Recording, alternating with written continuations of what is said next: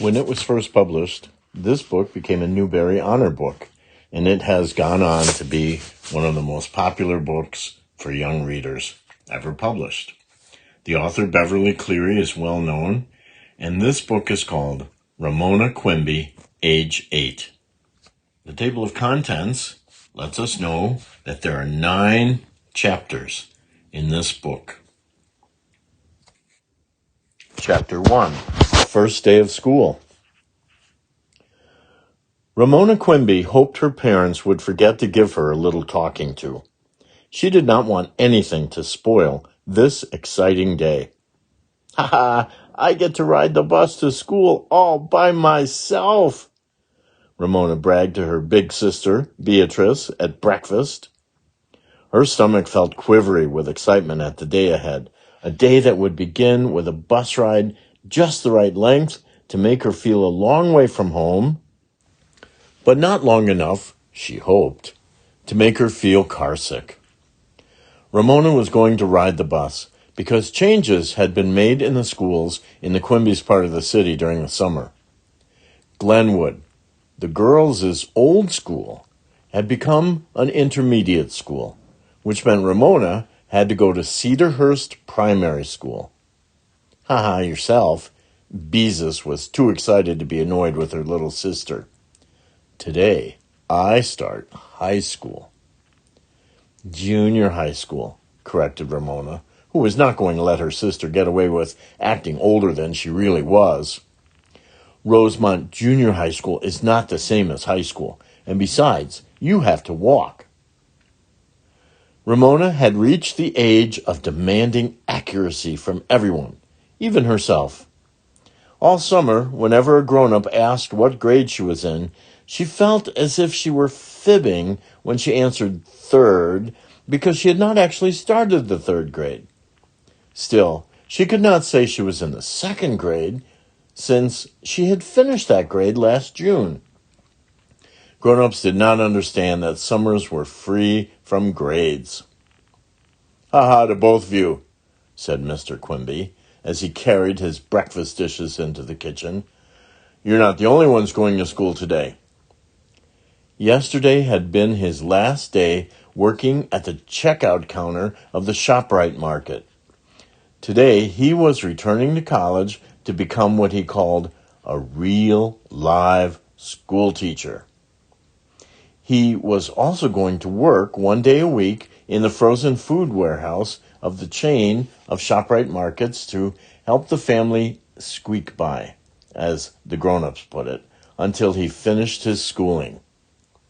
Ha to all of you if you don't hurry up, said Mrs. Quimby as she swished suds in the dishpan. She stood back from the sink so she would not spatter the white uniform she wore in the doctor's office where she worked as a receptionist. Daddy, will you have to do homework?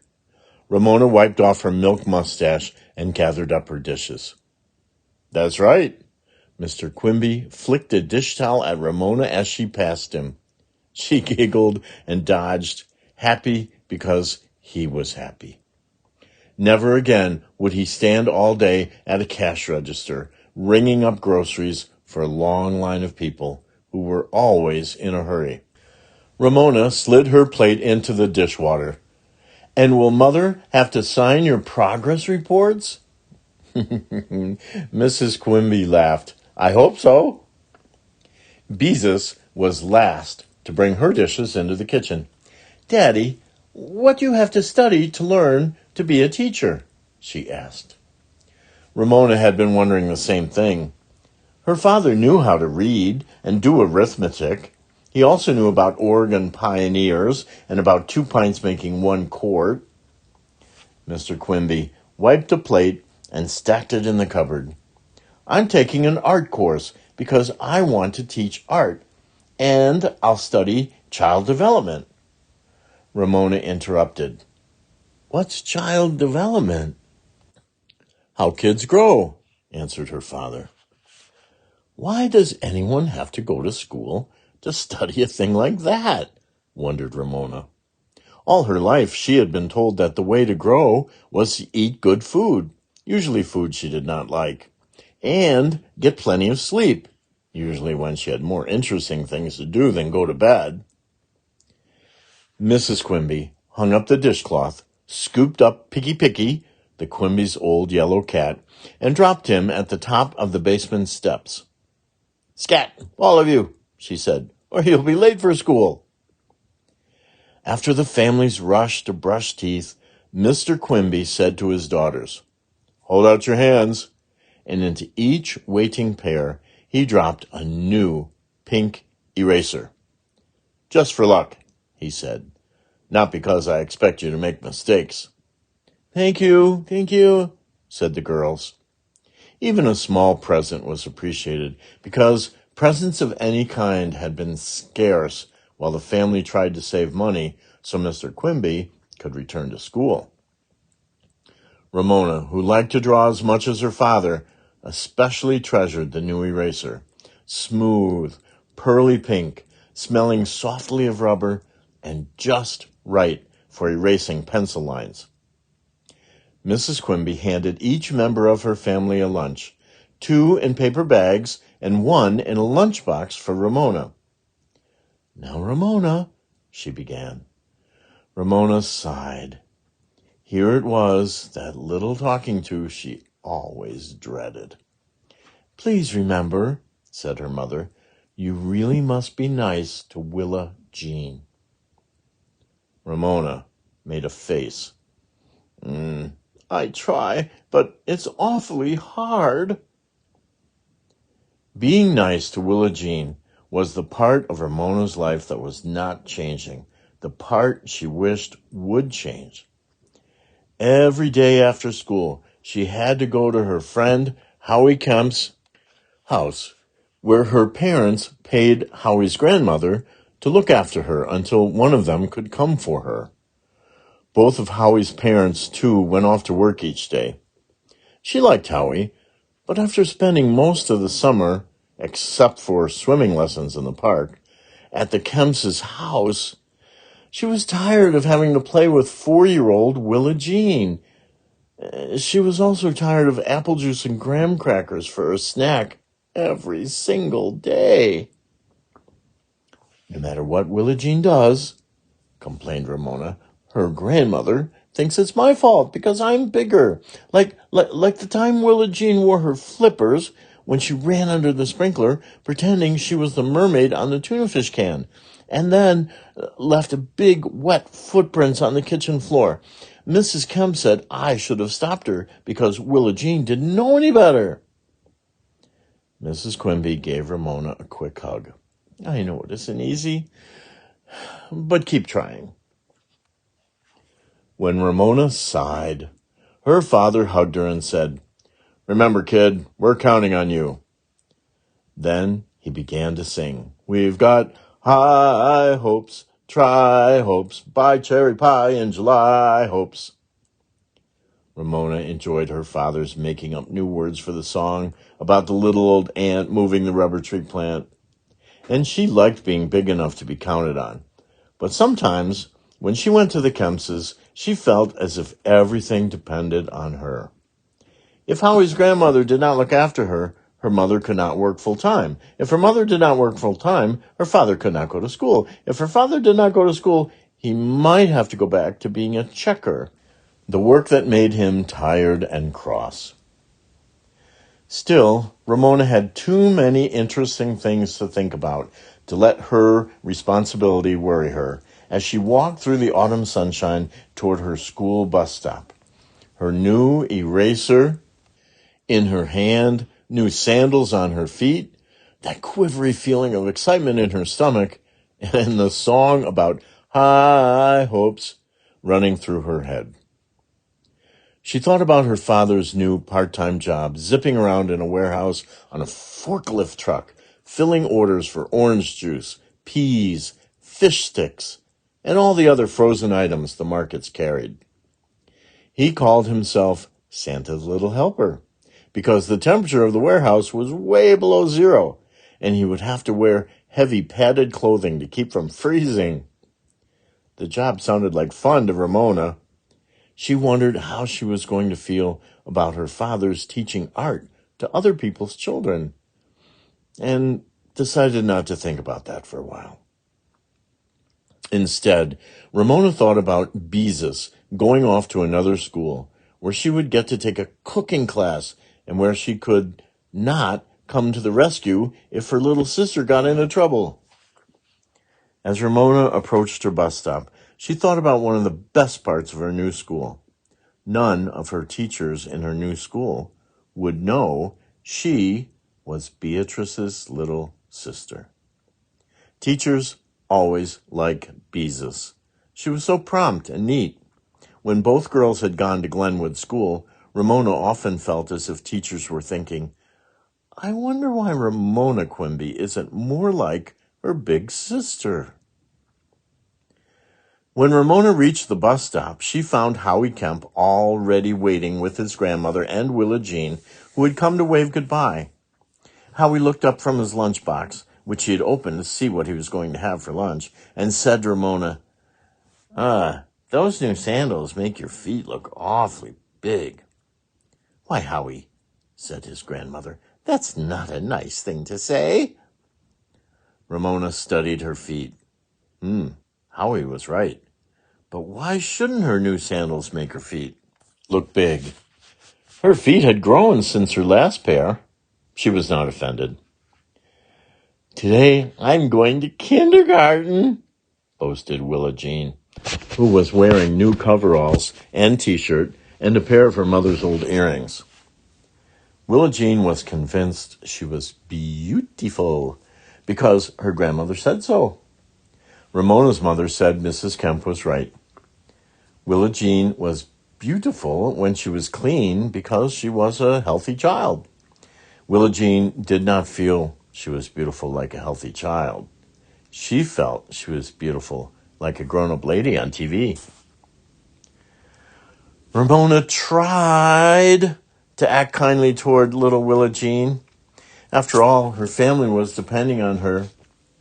Not kindergarten, Willa Jean, she said. You mean nursery school. Willa Jean gave Ramona a cross, stubborn look that Ramona knew too well. I am too going to kindergarten, she said.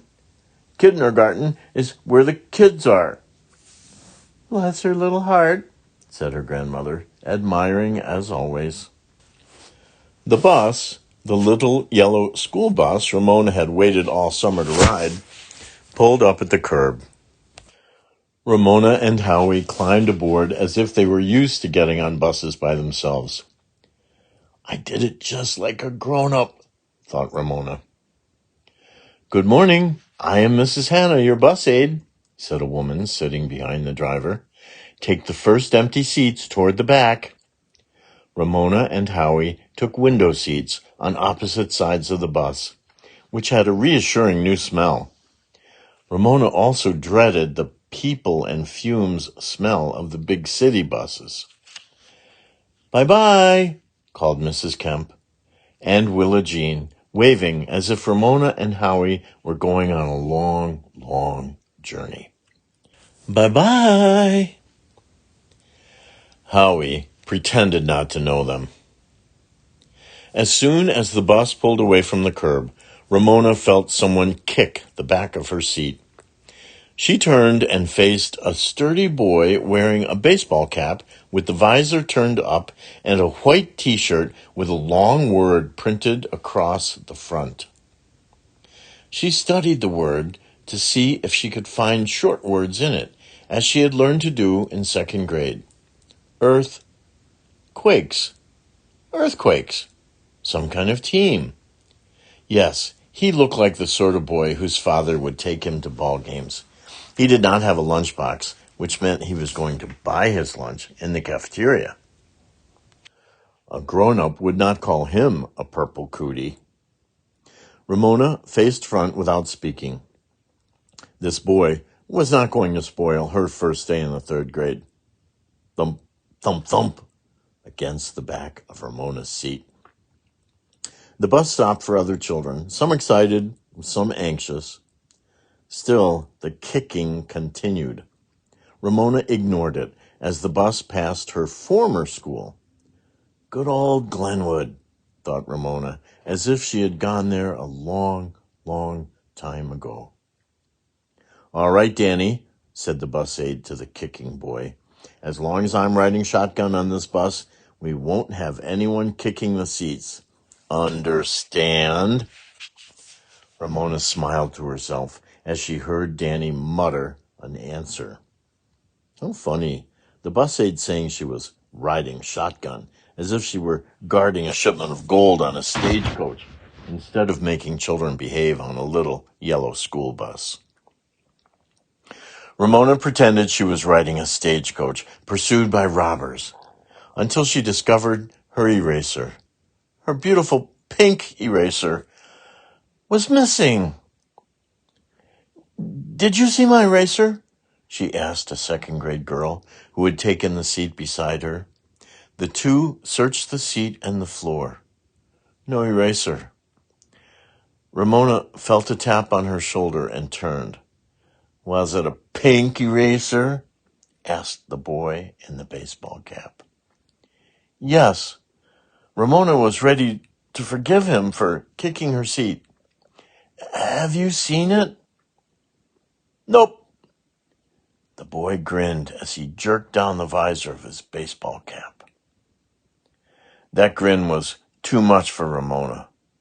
Liar, she said, with her most ferocious glare, and faced front once more, angry at the loss of her new eraser, angry with herself for dropping it so the boy could find it. Purple Cootie, she thought, and hoped the cafeteria would serve him fish portions and those canned green beans with the strings left on, and apple wedges, the soft, mushy kind with tough skins, for dessert. The bus stopped at Cedarhurst, Ramona's new school, a 2-story red brick building very much like her old school. As the children hopped out of the bus, Ramona felt a little thrill of triumph. She had not been car-sick. She now discovered she felt as if she had grown even more than her feet. Third graders were the biggest people, except teachers, of course, at this school. All the little first and second graders running around the playground, looking so young, made Ramona feel tall, grown up, and sort of, well, wise in the ways of the world. Danny shoved ahead of her. Catch! He yelled to another boy. Something small and pink flew through the air and into the second boy's cupped hands. The boy wound up as if he were pitching a baseball, and the eraser flew back to Danny. You give me back my eraser! Encumbered by her lunchbox, Ramona chased Danny, who ran, ducking and dodging among the first and second graders. When she was about to catch him, he tossed her eraser to the other boy. If her lunchbox had not banged against her knees, Ramona might have been able to grab him. Unfortunately, the bell rang first. Yard apes! Yelled Ramona, her name for the sort of boys who always got the best balls, who were always first on the playground, and who chased their soccer balls through other people's hopscotch games. She saw her pink eraser fly back into Danny's hands. Yard apes! She yelled again, tears of anger in her eyes. Yucky yard apes! The boys, of course, paid no attention. Still fuming, Ramona entered her new school and climbed the stairs to find her assigned classroom, which she discovered looked out over roofs and treetops to Mount Hood in the distance. I wish it would erupt, she thought, because she felt like exploding with anger. Ramona's new room was filled with excitement and confusion. She saw some people she had known at her old school. Others were strangers. Everyone was talking at once, shouting greetings to old friends, or looking over those who would soon become new friends, rivals, or enemies. Ramona missed Howie, who had been assigned to another room. But wouldn't you know, that yard ape, Danny, was sitting at a desk, still wearing his baseball cap and tossing Ramona's new eraser from one hand to another.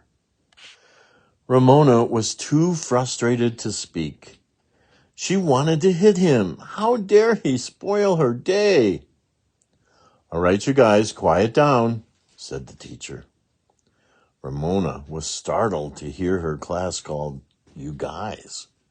Most teachers she had known would say something like, I feel I am talking very loud. Is it because the room is noisy?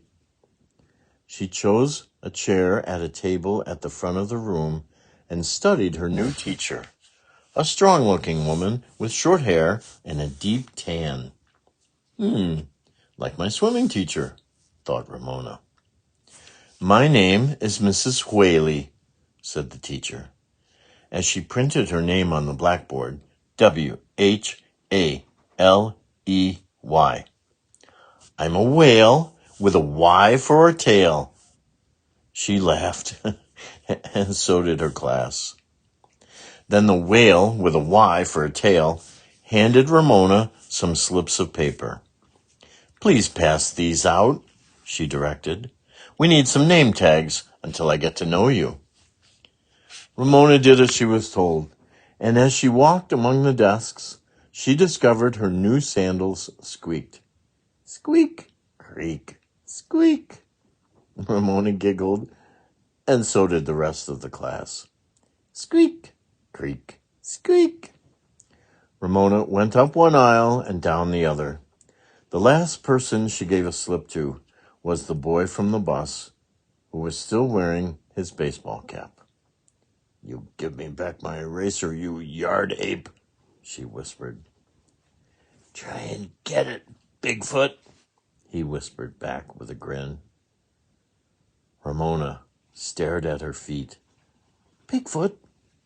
Bigfoot was a hairy creature 10 feet tall who was supposed to leave huge footprints in the mountain snows of southern Oregon.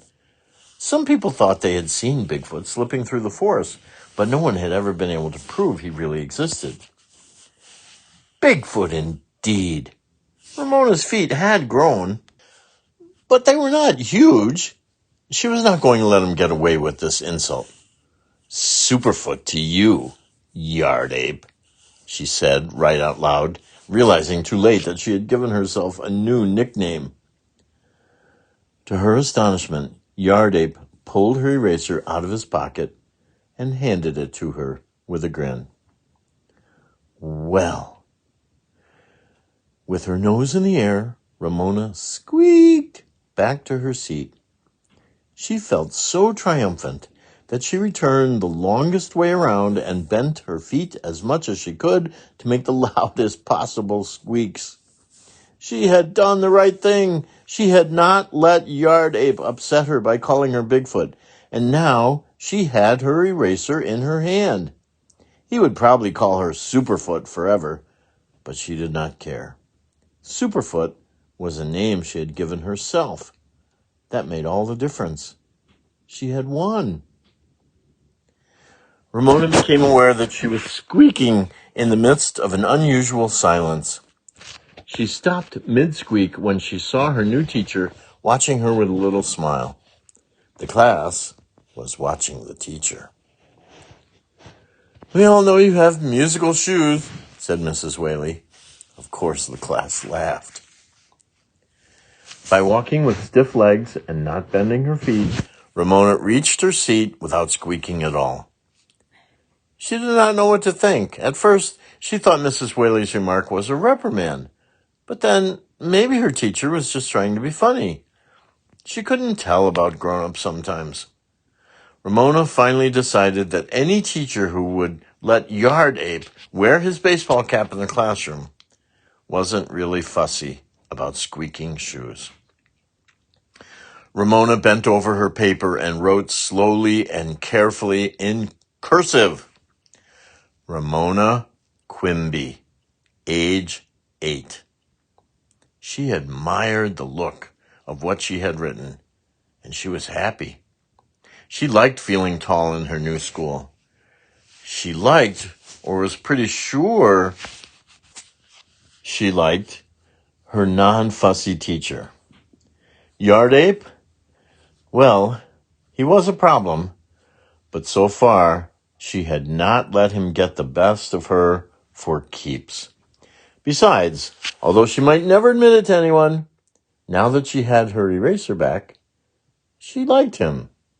Sort of. Maybe she enjoyed a challenge. Ramona began to draw a fancy border, all scallops and curlicues around her name. She was happy, too, because her family had been happy that morning and because she was big enough for her family to depend on. If only she could do something about Willa Jean. And that is the end of Chapter 1. Chapter 2 starts in the next video clip. End of Part 1. The chapter book, Ramona Quimby, age 8. This has been Chapter 1.